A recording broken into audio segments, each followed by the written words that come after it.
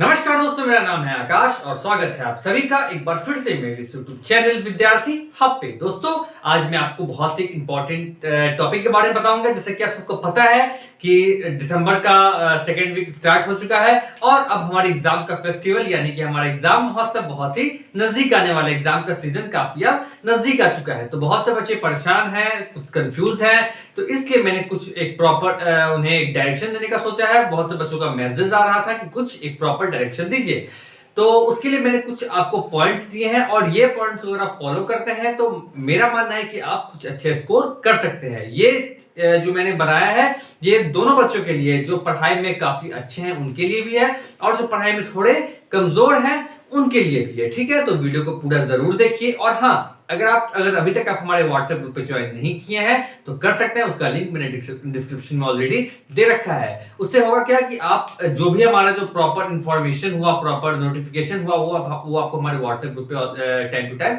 मिलता रहेगा। Instagram page को भी फॉलो कर लीजिए और ट्विटर को भी फॉलो कर लीजिए, है ना।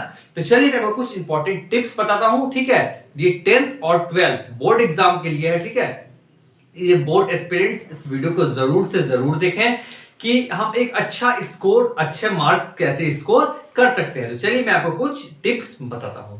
सबसे पहला टिप्स है स्टेप 1 है। ठीक है, सीन 1 में आपको दिखा रहा हूं। स्टेप 1 है रिवाइज कोचिंग नोट्स। अगर ऐसे बच्चे जो कोचिंग जाते हैं, इंस्टीट्यूट जाते हैं, तो वो सबसे पहला चीज तो उनके कोचिंग में एक प्रॉपर नोट्स तैयार कराया जाता होगा सर या मैम के द्वारा। ठीक है, तो आप अपने कोचिंग के नोट्स को अच्छे तरीके से रिवाइज करते रहिए। ठीक है, जो समझ में नहीं आया वो आप पूछ सकते हैं, हमसे पूछ सकते हैं या तो अपने कोचिंग के सर से भी पूछ सकते हैं। ठीक है, स्टेप 1 आई थिंक आपको समझ में आ गया होगा कि अपने कोचिंग के नोट्स को प्रॉपर वे में अच्छे ढंग से रिवाइज करते रहिए। 10th और 12th दोनों के लिए। ठीक है, क्लास 10 12 दोनों के लिए है। इसके बाद जब ये अगर अच्छे से हो जाए तो सेकंड स्टेप पर आइए। सेकंड स्टेप क्या है?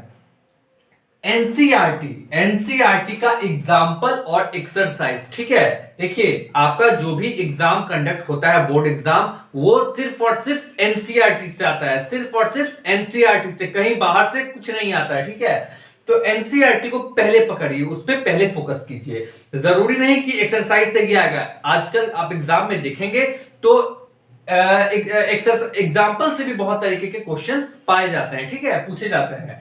तो मेन फोकस रखिए कि पहले हम एग्जाम्पल सॉल्व कर लें, उसके बाद हम एक्सरसाइज पर आए। ठीक है, मान लीजिए कि है 12.1 एक्सरसाइज है, तो पहले फोकस कीजिए कि हम 12.1 का एग्जाम्पल बना डाले, उसके बाद हम एक्सरसाइज में, क्योंकि एग्जाम्पल से ही एक्सरसाइज बना होता है। ठीक है, ये जब हो जाए तो स्टेप 3 पर आएगी। ठीक है, अगर आप अच्छे तरीके से एनसीईआरटी के एग्जाम्पल और एक्सरसाइज को अगर कंप्लीट कर लेते हैं तो यकीन मानिए आपको और बुक पढ़ने की बिल्कुल भी जरूरत नहीं है। आप इससे बहुत अच्छे मार्क्स स्कोर कर सकते हैं। स्टेप 3 क्या है? Solve previous year question. अगर आपका स्टेप 2 अच्छे से फिनिश हो जाता है तो क्या कीजिए, प्रीवियस ईयर का जो क्वेश्चन है, प्रीवियस 10 ईयर 5 ईयर का जो क्वेश्चन है उसे आप बना डालिए, ताकि इससे आपका जो बेस है या आपका जो प्रिपरेशन है और ठोस हो जाएगा और मजबूत हो जाएगा। तो इसके लिए कि आप प्रीवियस ईयर क्वेश्चन को अच्छी तरीके से बनाइए, जो नहीं आए उसे टिक मार्क कीजिए, बाद में किसी से आप सलाह ले सकते हैं, आप पूछ सकते हैं। ठीक है, स्टेप 3 होने के बाद एक चीज मैं आपको बताना चाहूंगा। स्टेप 4 पर जो revise formula on daily basis. देखिए मैथ्स क्या है, मैथ्स पूरा तरीके से देखा जाता है फॉर्मूला पर ही डिपेंड है।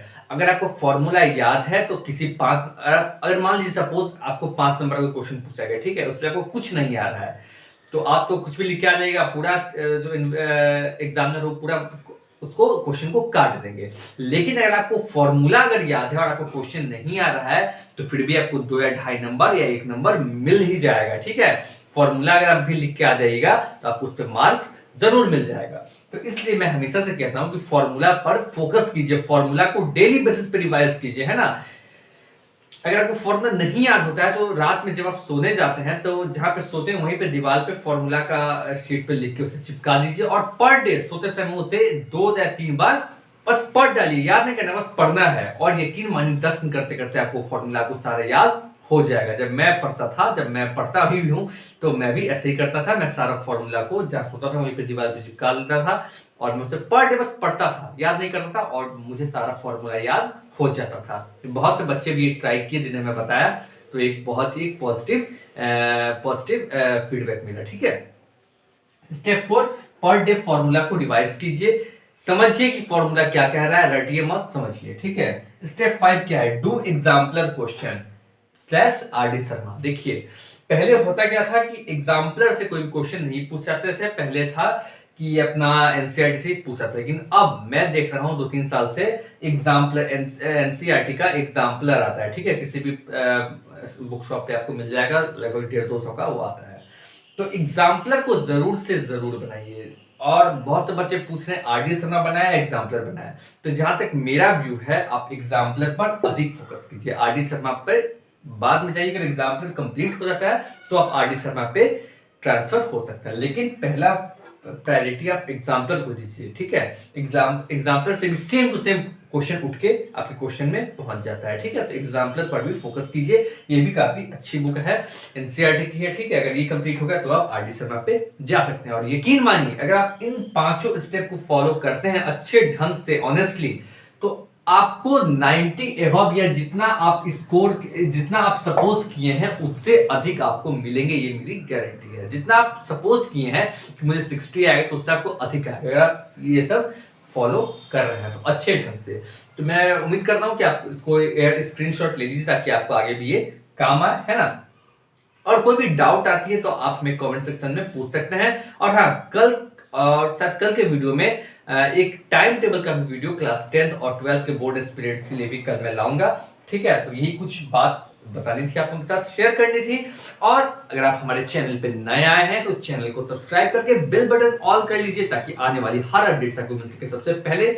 और मैंने आपको कह दिया, अगर आप हमारे व्हाट्सएप ग्रुप पे ज्वाइन करना चाहते हैं तो कर सकते हैं, उसका भी लिंक मैंने डिस्क्रिप्शन में दे रखा है। फेसबुक पेज का भी, इंस्टाग्राम का और ट्विटर का सबका लिंक आपको डिस्क्रिप्शन में मिल जाएगा। आप हमसे कनेक्टेड रहिए, बहुत से बेनिफिट्स आपको मिलेंगे, है ना।